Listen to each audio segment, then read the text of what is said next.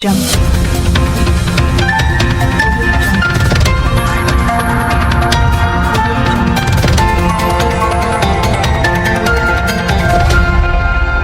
Audio Jungle.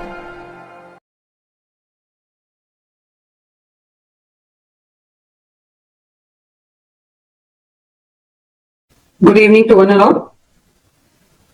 It's a great pleasure for me to welcome you all to yet another one more session of Learn by Chapter. And as you all know, every week we unite on this platform and to discuss about the core problem statements and the problem areas in the educational landscape that we can see.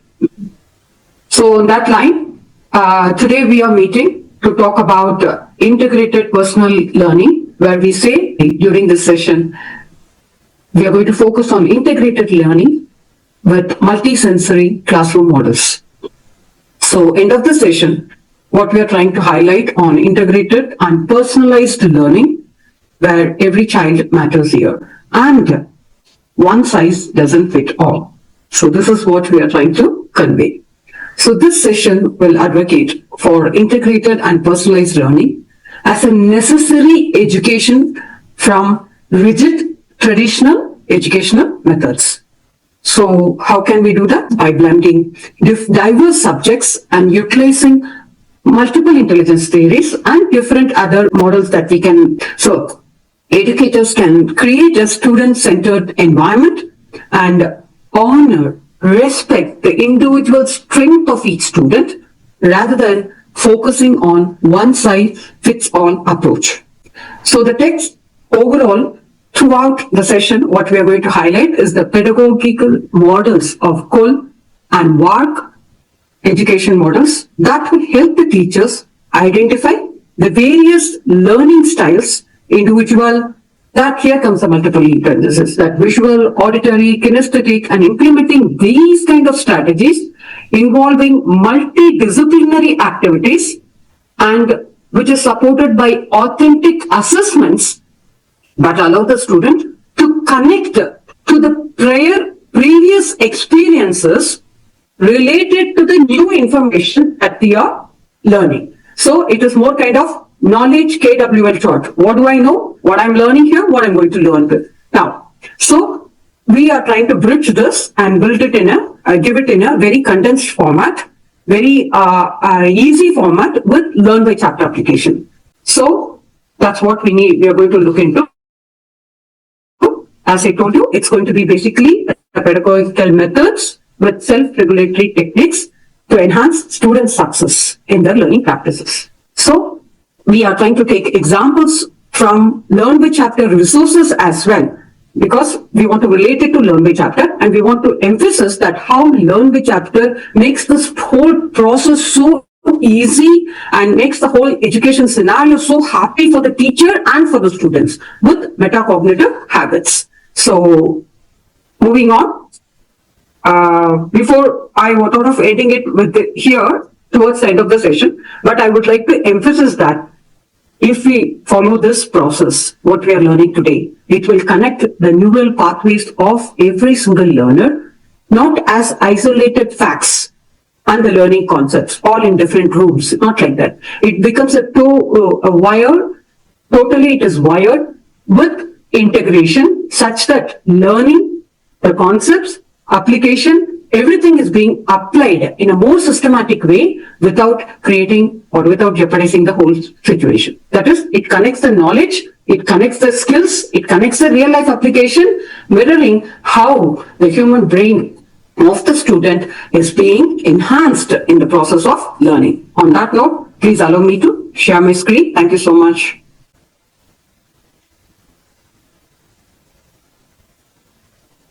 Here we are.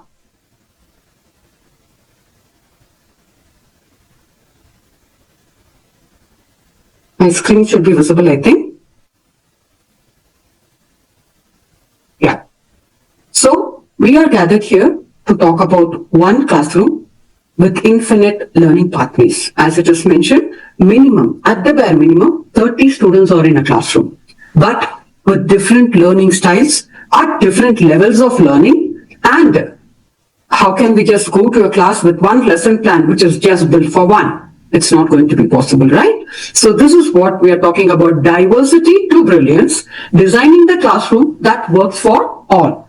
So we are going to rethink about diversity with the tagline of every learner is unique, designing classroom where every child belongs to. That is a bond. That is a bond which is developed between the teacher and the student. So the teacher knows the student very well. So on the basis of this bond, which is developed on the platform of love, respect, and the belongingness, we are going to design the classroom, teaching that every learner is so unique, every learner is so special in their own way, in their learning style, but every learner can succeed, and we will make it work. So we teach beyond labels and learn without limits. So let's talk about this picture. Many of you might have seen this picture. As you can see, the examiner is sitting on the chair and the desk, and this is an examination scenario, believe me. So what is the examination? Everybody can take the same examination. Please climb the tree. So different animals are there. As you can see, an elephant, a monkey, penguin, and a fish which is there, and also a dolphin and a cat or a dog. Anything that you can see, which you can read. But the test is one test. You should climb the tree. Is it possible? If it is possible, you tell me why is it possible, how is it possible? And if it is not possible, if you say that, please, you will have to infer, or you have to reflect on this picture, saying that why this is not possible. Why this is not possible? That's what we are going to see in the session. It is definitely the absurdity of the standardized assessment system which we have. And if you say that everyone is a genius, but I would judge the fish by its ability to climb that tree, it will live its whole life believing it's stupid because I'm not able to climb the tree. Am I right?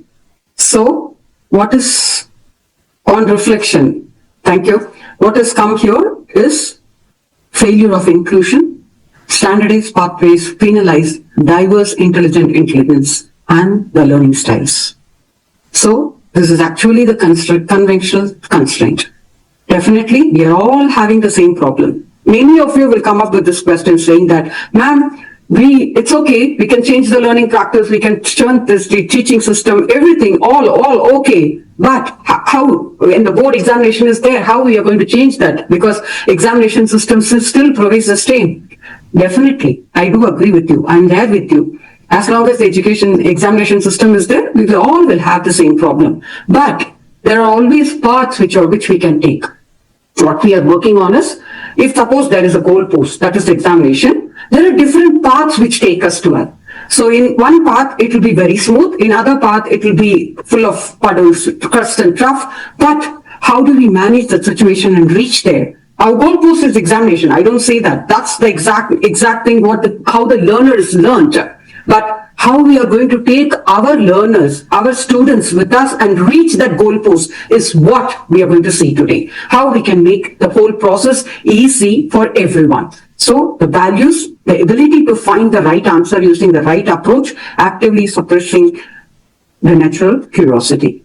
So what is required is, there is a need for personalized adaptive learning solution, because one size doesn't fit all. So this is what our session is going to be today, because we need to work on this concept, on this phenomenon. Today, as we all know, because education belongs to those who start thinking about the future that is today. Okay? So it's a time for change. It's time to be very proactive. It's time to be sustainable. If we want to be in the field of education throughout, it's going to be, we have to think on ways of having a very sustainable solution that to be there in this field. So coming here on to the next concept, that is the pedagogical blueprints. If at all we need to reach exactly where we need to shape it, or what is to be designed to shape or to bring that change, is that the pedagogical blueprint, which has to be designed with integrated student-centered learning. So moving behind one size fits all classroom situation, we will get on to shaping the agile minds with authentic experiences, such that making our classroom a best place for learning. Because one size doesn't fit all. So this we have to register in our minds very clearly. One size doesn't fit all. We need to, because 30 different minds are there, 30 different learners are there in the classroom situation. How can we go with one textbook and read the lesson and give one question paper, one worksheet for everyone to work on it? Because they are at different levels of learning. Their strength and potentialities differ, and their mindset is different. Their likes and dislikes are different. Why we need to do that? You tell me why we need to do that. Because when we prepare coffee, what do? Say that a guest is coming to your home. We are preparing a cup of coffee. And we give it the coffee. Before taking the coffee to the guest, what do? We take a sip and check. Don't we do that? Yes. Whether it is okay. No, sugar is less, let me add some sugar. Coffee is less, let me just make it little strong. So why are we doing it? Because we want give the coffee to the likes or to the expectations of our guest, because we want to make our guest happy. Here in a classroom situation, our guests are our students. If teachers, if you want to make your learner happy, we have to modify our cup of coffee. So if we need to do that, we need to create a personalized learning system and a learning environment. Chalkboard, a desk, the homework, the books. The day begins and ends when the bells ring. For centuries now, this has defined what all of us think about school. We have come to believe that this is the one way that students will learn. And with that belief, we have taught all of our students in pretty much the exact same way. But the world has changed, and what it means to be ready to succeed in the future has also changed. That means our model of learning must change. It's happening now, and it needs to happen even more, in more places for all students, especially for those for whom the current system isn't working. Gone are the days when some students can excel and others just get by. Our society needs all kids to excel at high levels. And to make this happen, we need to engage our students like never before. This is student-centered learning. It incorporates a student's skills and interests into the learning process, making the experience more personalized and involving the student in his or her own future. What makes this work? There are 4 key principles of student-centered learning. Number 1, learning is personalized. Personalized learning happens when teachers know students, have strong relationships with them, and can meet students where they are in their development. Number 2, learning is competency-based. Learning is about the information and skills a student has mastered, not just moving through a curriculum. In a competency-based system, students can proceed at their own pace in every subject, enabling teachers to respond to individual needs, interests, and challenges. Number 3, learning happens anytime, anywhere. Students will often make important discoveries about themselves and the world around them when they learn beyond the traditional school day and outside the traditional school walls. Learning doesn't start and stop when the bells ring. And number 4, the last key to student-centered learning is students take ownership. Don't make a decision about students without students. They play a direct role in their own success, actively engaging with the process to ensure the impact is lasting and meaningful. For student-centered learning to work, all 4 of these principles must work together. This is not an a la carte approach. It's reimagining education so it works for all students. The fact is, our world is changing. And with the latest in child development research, we know better than ever before how children and young adults learn. The facts are there, and they point to the need for a new system of learning designed around each student. And when the student becomes stronger and more focused, all of us will benefit from a new generation that is contributing to our communities and our world in so many ways. This is student-centered learning. So this is student-centered learning. As we all know, in our livelihood and in the present system, the education system is going on a paradigm shift. And the school districts and the school function, the whole education landscape is undergoing a change. And it is slowly moving towards this student-centered learning. So it is high time that we need to look into ourselves and come on to this mode. So let's all get on to this paradigm shift. And how do we do that? That's what we're going to see. So when we talk about the education paradigm shift, the changes, let's have a little comparison of exactly what is exactly existing and what is required. How can we bridge the gap? So when we know exactly where are we now and where are we moving ahead, it will be easy for us to bridge the gap. So in the traditional model, what happens? Isolated subject disciplines are there in different subjects like English, maths, science, social, history, etc., etc.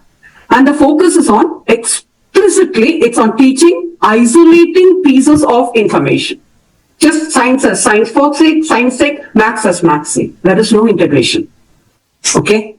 Moving ahead, like what happens when it comes to the examination, it's only chalk talk method. That is, the teacher will be teaching, the students will be learning from the teacher. So, and the uniform instruction for even a heterogeneous classroom. Heterogeneous is a classroom of mixed abilities. Students have different levels of learning. That is definitely, every classroom is a heterogeneous classroom. So when it comes to the evaluation, there is only one single right question for which only one right answer. So this is what is a traditional model which is existing. Now, when it comes to the integrated personalized model, what we are looking at, it's going to be merged disciplines, transdisciplinary. In the sense, science related to maths, maths related to English, finally when it comes to the presentation English, and English related to the past, present and future relating to history and the geography. So this kind of interdisciplinary learning approach, that's what we are looking at. In other words, as in CBSE, as CBSE is stressing, STEM-based approach. When we talk about STEM-based, science comes, maths comes, and also art integrated approach, and everything takes on place there. So when we have integrated approach, with the focus on student-centered, on inclusive strengths and weaknesses and the shortcomings of the students, what we do, we can modify our projects, we can modify our assignments, we can modify the tasks and also our reports for different levels of learners. So with the focus of student-centered learning, with personalized approach of learning, we can tailor make it the learning pathways, allowing the student to explore the curiosity at their levels such that self-directed assessment for the collaborative peer feedback. Am I doing it right? Have I learned it right? If at all I need to, if I'm not performed well. So that is totally, in this process what happens, the student takes the responsibility of the whole learning process. We don't need to tell them go study. They themselves will take a responsibility of their own learning and they will study. And if at all any practice has to be done, they have to go back and work on it time and again. They will go back and work on it anytime, anywhere, such that according to their own interest, but the objective or the rationale will be met with. So this is what the difference, and definitely Learn by Chapter incorporates it so well. When you start using Learn by Chapter resources, you will come to know that. As the term goes, personalized student-centered learning model is the tailored learning approach which is very inclusive of all student needs, strength, interests and competencies, and it allows the student to explore their curiosity. So all engaged learners find the resources, help them in the learning pathway, and they not only learn in the process of exploration, but gain relevant experience trailing different processes. As a result in this process, they discover themselves, find their own interests, find their own strengths and weaknesses. If at all anything is not suiting, they work on metacognition, they adopt the plan B structure, find approaches that will suit them much better. But to do this, does our learning content support this urge to learn in terms of more well-integrated, innovative curriculum with its planning components? Do we plan our lesson that way with all the resources which are required? If at all we need to do that, how to do this? That's what we are going to see. Thought to ponder, break the convention. First, come out of that conventional thought. Traditional education model has always viewed one's ability to find one right answer to the one right question. It is always believed to be uncommon to encourage the students to look beyond the answer. And this is always shadowed by the authority of the traditional schooling system and teacher being the boss of the classroom. Instead, welcome the new with Learn by Chapter. By contrast, personalized student learning guidance with a self-directed and integrated learning approach impetus the development of oneself, the student, and the creativity, not only the student but also the teacher, because the teacher is also evolving in the process, getting to know the students, finding out the resources for them, implementing or adopting new strategies to make the students learn. So they are also evolving in this process, and ultimately, continuous process of learning is going on, not only for the teacher, but not only for the student, but also for the teacher. These methods inspire and empower the learners to come up with their ways of approaching and solving their conventions or the challenges. So they live, they learn, and they grow in a collaborative way that every student's preference is taken as a tool to evaluate the learning and its impact on life. So when we talk about integrated learning, what does it exactly mean? To putting the parts together. Instead of working at different stations as maths station, science station, social science station, and English station, or Hindi station, or the language station, etc., to put these into one form such that to bring all the elements together and combine them to the whole and present it like a cup of coffee, which is to the requirement or the interest or the likeness of the learner. So in this integrated learning, where the learner brings together the prior knowledge, the past knowledge, what he knows, with the experiences to support the new knowledge and experiences. By doing this, the learners draw skills and apply them to the new adventures at the more complex level. So in this, definitely Learn by Chapter plays a very big role, because when they are bringing the prior knowledge, with our diagnostic assessment, you will be able to guide the student exactly where they are in the concept. If at all they are not able to perform in the in the exact current topic, if they are not able to achieve or understand this particular topic in today's lesson, they will relate it. The diagnostic assessment will relate it to the previous knowledge, what the child has, what the knowledge has, relate it to exactly where you are, bridge these gap, which is a huge gap which is there, and take it forward to the future. That is, take it forward to the achievement, the actual achievement. I mean the success criteria of that particular lesson. That is KWN chart. That is what I know, what I want to learn, and what I need to achieve. So the integrated learning provides the intercurricular opportunities for students to demonstrate their knowledge and the skills across multiple subjects. So this higher education concept forms the integrated curriculum development program, encourage children education professionals to promote activities that merge as subject disciplines. So they explore the connection between the prior learning and the new learning, and they relate it and to come up with the undiscovered content. So when we do that, exactly how does the brain work? Is that the brain does not work in different systems or different compartments. It works in a more integrated form. The brain does not separate or categorize the learning information in distinct silos, means different stations as maths, reading, geography. But it works in a more combined, wired format. So the learners draw the prior skills to support the new adventures at the more complex levels. And speaking and listening, say for example, speaking and listening are both receptive. Taught in isolation, cognitive links are being severed. And taught in integrated form, students contextualize it with the real world. Mapping or bridging, what I learned in maths is more related to this, and what I learned in geography is more related to this. Or when they are learning geography, they will apply maths. It's more kind of a integrated learning. So this integrated learning exactly helps to relate it, help the learner to map the whole subjects together without having a problem. So this integrated multiple learning domains celebrate diversity in the classrooms. How Learn by Chapter does it is by connecting the way the brain learns. Say for example, let's take a topic of water cycle, that is in science.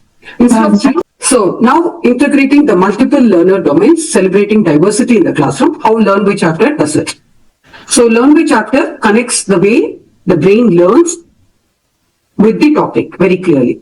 So if we take the topic of water cycle, instead of teaching it as a chapter in isolation, Learn by Chapter integrates multiple learning domains. Say for example, if it is science as a subject, understand evaporation, condensation, precipitation. That's the concept. So while reading, read a life story about a village facing water scarcity. Take a water scarcity and talk about exactly what is happening. Why is the water scarcity happening? Because there is no rain. So you bring the concept of water cycle there and calculate the daily household water consumption in that area, and the rainfall data is being mapped. So relating it to the maths and speaking present ideas on how to conserve water at home and in school, making them more responsible citizens. So by adding high order questions, high order thinking questions, it provides hints and links concept to climate change and sustainability. The result is that the student brain creates connected neural pathways rather than storing isolated facts. Instead of merely memorizing it as a water cycle, like water evaporates, it forms clouds, precipitation happens and then comes down as water, it goes to the water bottom. This everybody know. Maximum our students at this present stage, they draw the water cycle or they bring a project. Instead of that, if we relate it, if we make our lesson more interesting like this,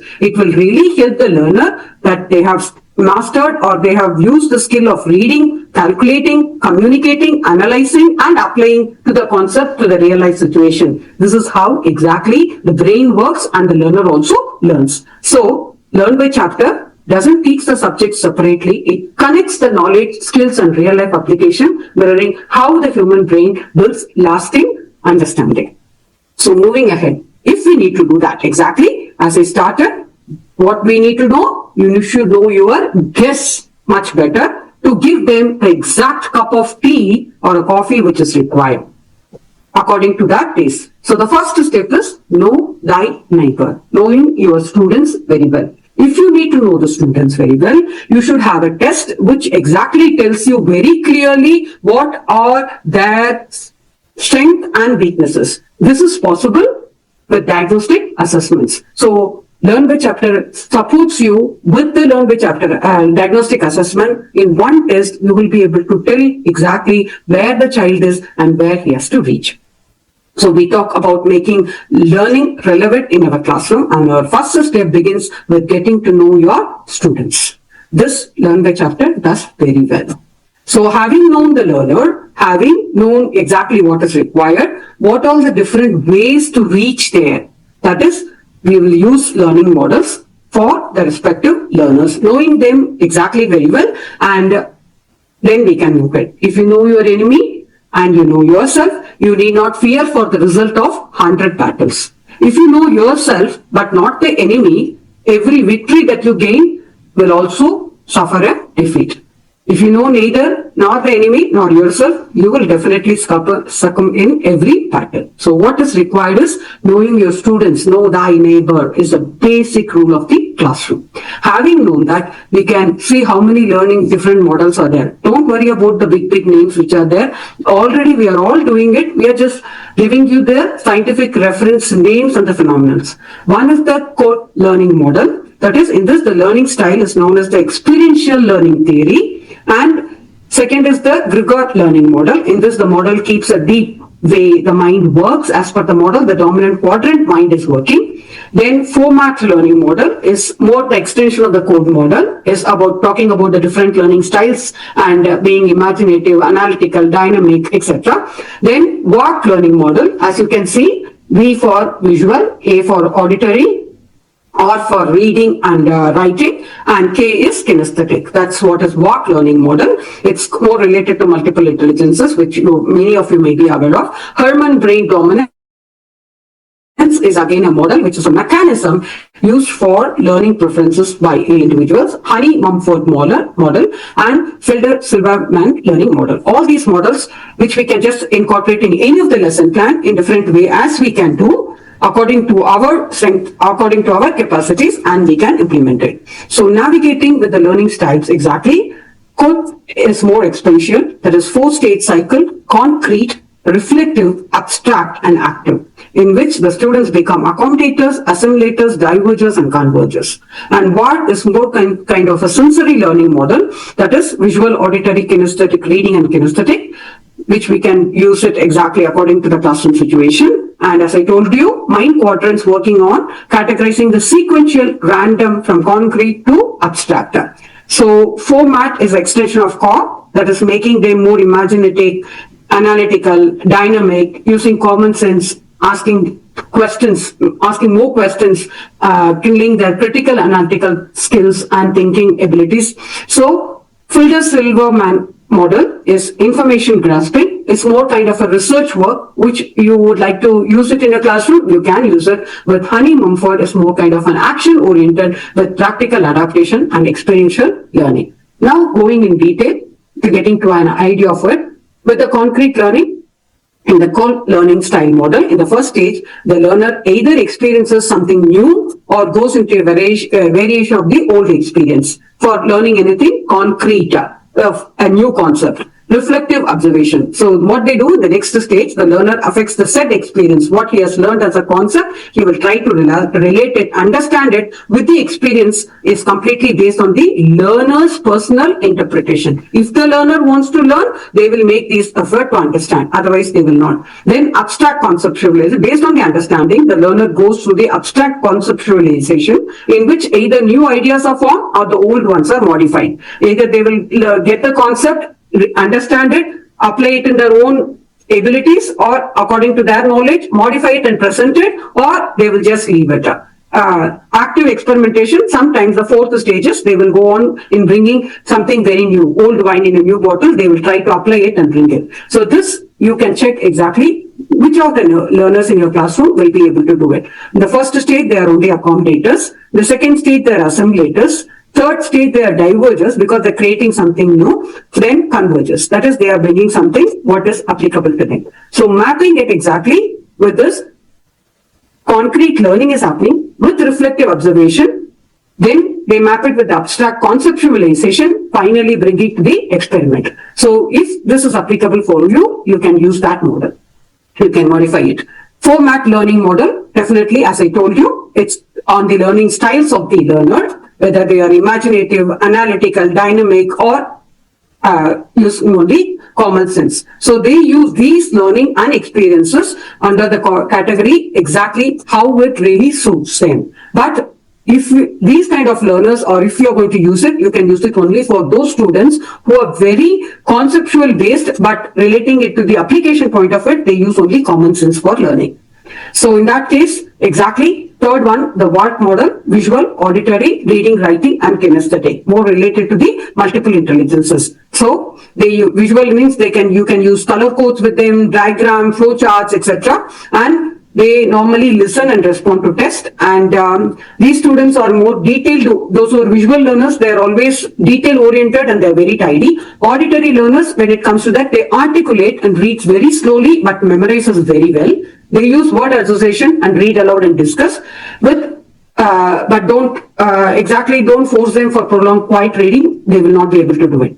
Then coming to the kinesthetic, they are very restless in classrooms and lectures, basically. So use more kind of field trips and role play models for them. So they are actively involved in that process, and don't administer long essay tests for them, which is not suitable. So reading and writing, focus on written facts and concepts, providing pre-existing written ideas and journals, avoid visual and verbal integration. So the VARK learning model, very clearly, as you might be knowing, they are mostly based on the multiple intelligences with the visual, auditory, reading and writing, and kinesthetic learners. So which way you want to do it, you can apply it. So Grigok learning model is kind of a deep way as the mind works exactly. As per this model, it works on the quadrant of the mind, and normally it involves more kind of a mental ability, mental activity, where the student learns and make use of the sensory activities that really help them. And definitely these people will be able to memorize anything very easily and interpret it in their own language. So if you find anybody who is very good at rote learning process, you can administer to them. And Felder-Silverman learning model is a fact on which every learner, every individual has their own preference when it comes to the process of grasping the new information. So they have multiple preferences. They will be active and reflective learners, as the name suggests, where is depending upon the method of study, exactly how they want to study, and they will always prefer hands-on activities. And sequentially, global learners prefer organized and systematic learning. So they always prefer for this Silverman learning model. And visual and verbal learners go supporting tools such as words and graphics. Then Honey-Mumford model is active learners doing practically to gain knowledge. Anybody who is very practical to gain knowledge, you can relate it to them. And the learners who want to learn the existing facts and figures falls into this category, more kind of history-oriented people. These learners reflect on what they see and learn from it. And sometimes they conceptualize the experiment and the ideas before they learn. Like some people, some very curious students in the classroom, before you take the science class or the science, they will go experiment and they will come and relate it with you. So those kind of students, you can just put them in this group. So now, when it comes to that, how effectively you can incorporate it with Learn by Chapter is that Learn by Chapter, advantage of Learn by Chapter is it does not subscribe to one learning style. It integrates the strength of all the major models that we have discussed, and you can do it. Say, for example, experiential learning, that students learn, practice, receive instant feedback, reflect, retry, completing the course experiential learning cycle with every chapter. So when it comes to Learn by Chapter, every single chapter follow this process. Learn, practice, receive instant feedback, reflect, and retry.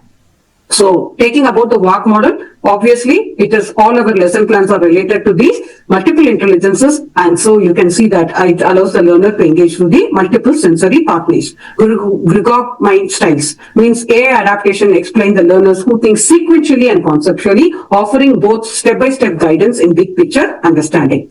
Format learning cycle, that is every chapter answers why is it happening, what is happening, how is it happening, and what if it doesn't happen when it comes to the application point of it. So definitely this really map it. And Filter Silverman, that students experience active problem solving, reflective feedback, and visual content, verbal explanations, and sequential to go learning pathways depending upon their needs exactly. So LBC supports the activists through challenges, reflectors through review and feedback, theorists through concept clarity, pragmatists through real-world application and competency-based question. So the LBC's unique advantage is that it does not label students by single learning style. Instead, it personalizes the instruction by blending multiple evidence-informed learning approaches, ensuring that every learner can understand, practice, apply, and master each subject in the way that it suits best for them.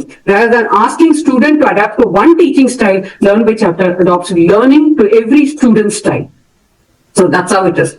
So with that, if you're planning to change your teaching learning content and the evaluation pattern, what we need to do, we need to adopt personalized student learning with tailored learning approach that can be adopted by integrating multiple intelligence model in our lesson. So it provides the 8 different potential ways or pathways to learning. So if we do that, the first step is that personalized learning loop should be developed. Identify your students, know your students to uncover the competencies and interests, categorize the student and their learning styles to align your resources, your supplements, whether it is worksheets or assignment sheets or projects or the questions even. So categorize them according to the different levels so that you will be able to assign the tasks accordingly. Step 3, modify the teaching methodologies to cater directly to the identified needs.